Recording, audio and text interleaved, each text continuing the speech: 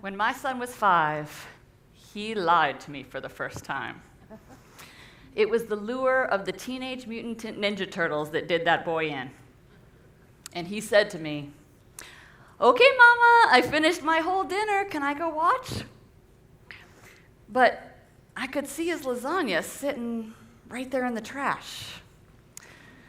And I could see that cute little face, hoping I didn't see his lasagna sitting right there. And it felt so wrong. Because, see, my husband and I were very honest people. And I can't let some lasagna fibbery destroy the integrity of my family, correct? So I went to the kitchen, and I packed up a baggie of goldfish, and I brought it back to him, and I said, "It's been real. We've loved having you. Best of luck out there." Okay, I'm just playing and obviously not that honest. Why is that story so absurd? Because we're deeply invested in our children, even when they stray from good decision-making. We're invested in our parents and our spouses and our siblings, and that investment, it isn't just emotional, it's biological. So when we have a minor offense like a kiddo telling a fib, we're going to create a teachable moment and we're going to move on. But what if we're talking about a catastrophic assault to the family? Addiction. Addiction takes hostages. In fact, the Latin root of the word addiction means enslavement.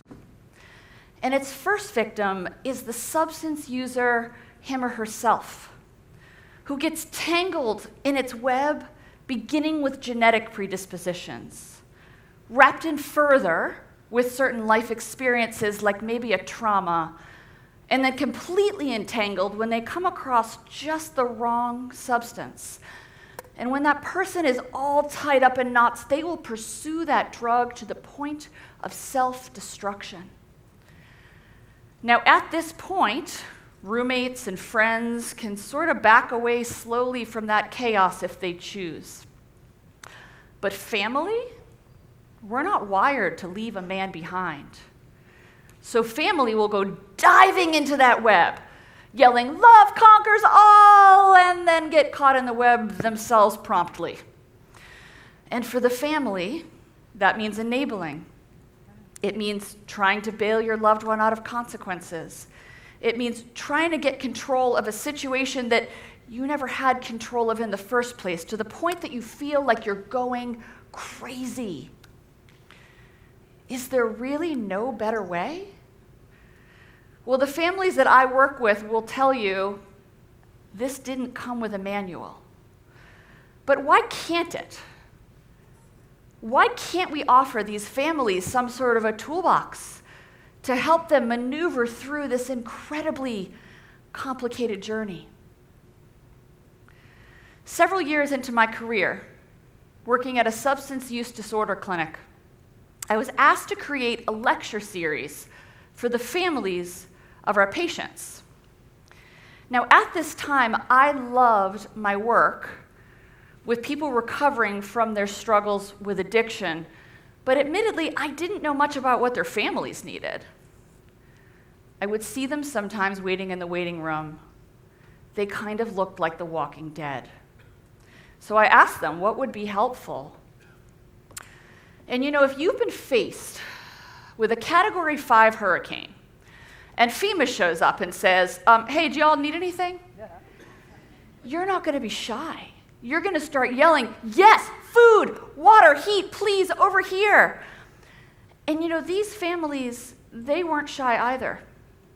I would like to share with you the 4 stepping stones that these families, faced with their own natural disaster, helped me understand that they needed to find their way out of this tangled web and back to sanity.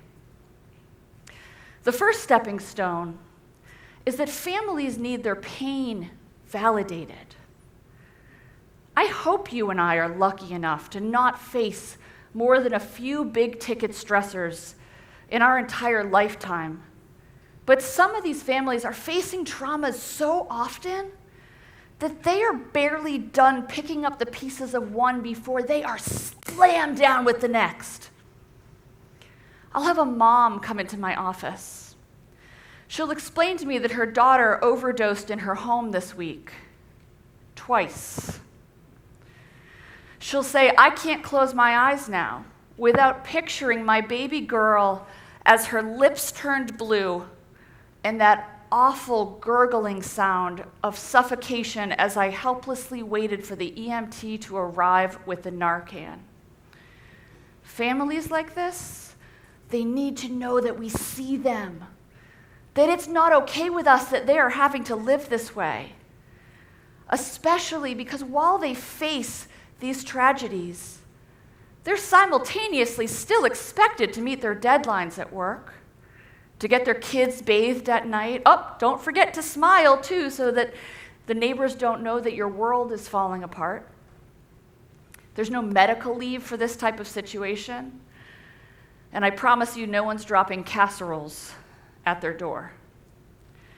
It's not until they have an opportunity to begin to debrief from some of these traumas that they can get out of survival mode long enough to even realize that they have a right to do something about this. The second stepping stone is that families need to become scholars of this disease that they are faced with. And I know what you're thinking, nothing soothes the troubled soul like opening a textbook. But honestly, education is an incredibly empowering part of this journey. The Chinese philosopher Sun Tzu once said, if you know your enemy and you know yourself, you need not fear the outcome of 100 battles. We know this enemy. We know addiction is a brain disease, and we know it leads to erratic but predictable behaviors in our loved ones. I'll have a wife come into my office, and she'll explain that my husband and I have had to separate over his struggle with alcoholism.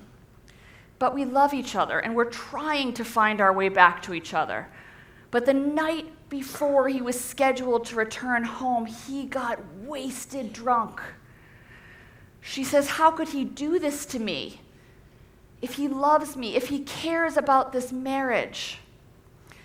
But what she can learn is that relapses are often triggered by stressful events, or by those uncomfortable feelings like inadequacy or fear of failure, the very types of things he's probably feeling the night before returning home. Now, to a healthy brain, that choice he made is bizarre. But in the mind of addiction, in the brain of addiction, it's actually pretty predictable. Now, her understanding this, it doesn't take the harm of his actions away, but it does make them not feel so personal, and it helps her build empathy for the fact that he too is fighting a battle of his own with this disease. When I show families brain scans and diagrams of what's going on in the brain during addiction, I see this look come over their face, and it is sadness, yes, but it's also this relief. It's like they're seeing with their own eyes for the first time, oh my God, it's a brain disease. My loved one isn't bad. They're sick. The third stepping stone is what I personally and endearingly call my island of sanity. And families will say, what? That is a thing? How do I sign up for that? We wouldn't need an island of sanity if everyone was always respectful and considerate of our rights and needs all the time. But that's obviously not the case. So we need to protect that sacred sanity that is ours. So my island comes with a ticket to enter. Now, I'm not suggesting we be stingy. We want our family and friends to join us on our island. So the only criteria for a ticket is that I need you to respect my boundaries and those things that I value. If we have a loved one who's just simply not ready for their ticket yet, here's what we'll do. We'll take their ticket, we'll put it in our back pocket, and we will say to them, I can't wait for you to join me here. And I hope that you choose to get the help that you need so that you can soon.